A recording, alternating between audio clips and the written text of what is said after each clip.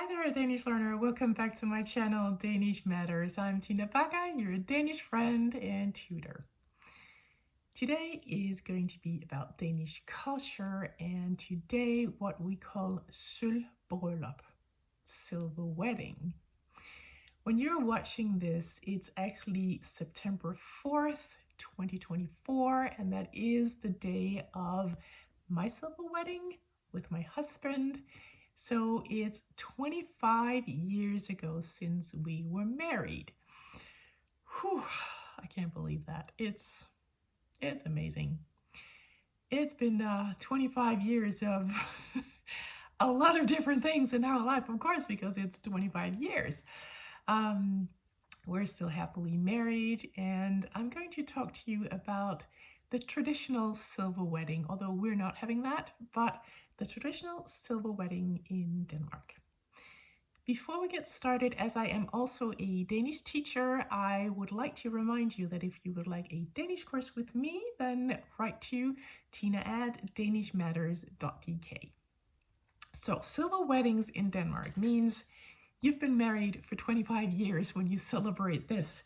I am going to show you my wedding ring. It looks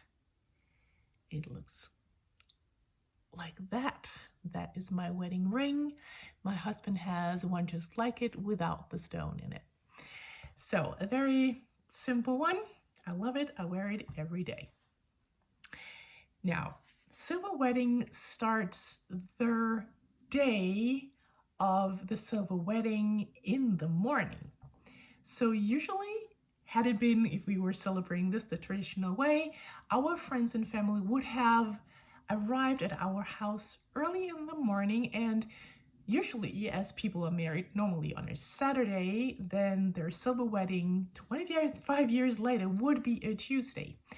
But due to leap years and whatnot, since 1999 when we were married, we celebrate this day, 4th of September, today, which is a Wednesday. But normally it would be a Tuesday if you were married on a Saturday. Yeah. So friends and family would be arriving and would be outside of your house singing. It might be some traditional songs like I Østen stiger solen op. It's a song about sunrise, a very beautiful one. But it could be other songs as well. And usually they would have hired an orchestra of some sort, or maybe just one or two, or like a few musicians to play, like violinists, or I don't know, the cello, or yeah, some more like classical instruments normally, but it can be anything really today. And they will sing these songs, and they would be expecting you to show up in your doorway. And at your doorway, depends on where you live, of course, but let's say you live in a house.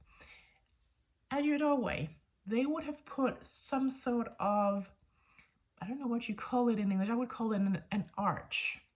An arch with some sort of beautiful sign on it saying something about 25 years, fem to all, and your names, maybe in the shape of a heart or some other type of sign. And the arch itself could be anything, but it could also be flowers or some sort of plants, or maybe with flags and flowers and maybe lights, and it can be a lot of different things. And that is called en æresport. Ære means honor. It's spelled with an A like æble, and port means normally a gate, actually. Think about Nørreport, Vesterport in Copenhagen, yeah? That used to be the old gates into those neighborhoods of the Copenhagen city, yeah? But gate is also, or port, sorry, is also a word for other things, and it is more like an arch, yeah? But it is above and beside your doorway into your home. If you live in an apartment, you can definitely do it as well. Some people do it on a gate into a garden. So it depends, but some sort of entrance. There will be this arch if it's the traditional way. And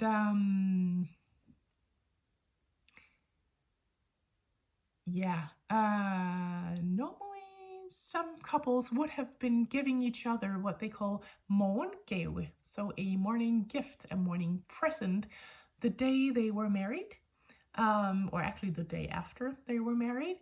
And some people do that again the morning of their silver wedding. And it can be all sorts of things, often jewelry and like all expensive. I mean, it depends, right? But yeah, for some people. And after that, and after you have shown up in your doorway, people will love if you look like you just got out of bed. So you knew nothing about this. You're in your sort of bathrobe or something like that, your pajamas. You'll be expected to do that. And it will also be expected that you invite your guests in and that you have actually arranged everything so that they can have breakfast with you and maybe sing some more songs, cheer you with their glasses, and if it's in the traditional way, maybe you will also be dancing the bridal waltz, Brudevalsen, which we also do on the night of our wedding when we celebrate our wedding. If it's a work day, probably you won't be expecting to throw a party that same night, but some people do. So if it's a Tuesday, maybe you will be invited to a silver wedding party that night at a restaurant or some other place. Often it's not at home. Yeah. But some people, they would postpone it to maybe the first Saturday after their silver wedding day. It depends. Yeah. And there at the party, you have normally 3 courses and lots of nice stuff to drink. And there will be songs and speeches, just like for weddings. If you haven't watched my video on Danish weddings, then go and watch that one. And there will also be gift giving. So you will also be expected to give a gift to the couple. And then after the long dinner, our dinners at all sorts of weddings, often big gatherings as well, take a long time because we do the speeches and we do some singing and all of that. It takes a long time. We enjoy ourselves, yeah? We don't want to leave. We don't want to hurry. And then after all of that, maybe that will be the gift unwrapping. It depends. But at least also some coffee. And if you stay way into the night or the wee hours, there will be natmad, so night food, night meal, a night meal, because people would have grown hungry again after many hours, yeah, of partying. So those are our traditions for the silver wedding. Maybe one day you'll be invited to such a party. It is definitely very festive and nice and heartfelt and all of that. So this was it for now. I hope you liked this video. Please like and subscribe. And remember that I'm also a Danish teacher. So if you would like a Danish course with me, then write to tina@danishmatters.dk. And I just got left to say, happy Danish learning.